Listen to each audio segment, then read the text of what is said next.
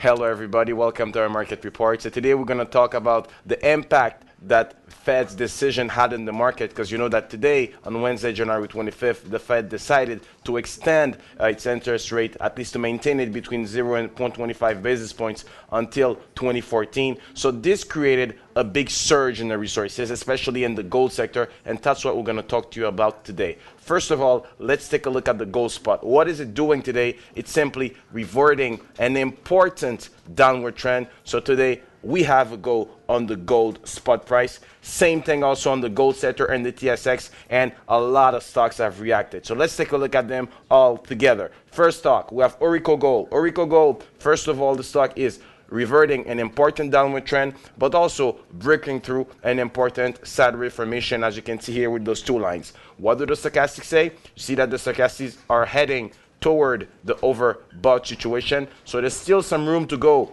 for Orico Gold to continue to surge. If you look at Orico Gold on the longer term basis, on the yearly basis, as you can see here, you see that this breakout, it's an important trend. An important one, because Orico Gold, it's reverting its downward trend. But as you can see here, this downward trend in here is an important point on the longer term chart. So here, that's a go for Orico Gold for those of you who like to get exposed to that stock. Another one is Allied Nevada Gold, and same pattern also. It's reverting an important downward trend and break through an important sideways formation. The stochastics say that there's still some room to go before it reaches the overbought situation, so you'll be able to get in. And on the longer term chart, you see that it's an important point, because today the stock is surging and it's reverting an important downward trend on the longer term. So that's a go for Allied Nevada Gold. Alamos Gold, same scenario. Look at this important resistance that the stock broke through. Not a big important resistance here. As you can see, the volumes also are on average, but let's look at this in the longer term chart. You see that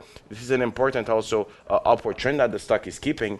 And on the longer term chart, not only that it went higher than this resistance here, which is around here, higher than this resistance, but also you see that the stock has been going up ever since 2008. So today I will give it a go for Alamos Gold. And also the stochastics are saying that, you know what, folks, there's still some room to go before it reaches the overbought situation. So that would be a go for Alamos Gold. Another one is Tahoe Resources, which is actually pretty nice, because an important resistance that the stock is reverting today. As you can see here, with the top it reached on June, July, and August. So it's keeping its upward trend, but also on the longer term chart, you see that the stock broke this important resistance was all the top that it reached in 2011, and in 2012 today the stock is making a new high on the news. So that said, we have Centerra Gold also, which is doing the same scenario, reverting its downward trend, and also the stochastics are saying there's still some room to go before it reaches the overbought situation, and on the longer term the stock is making an important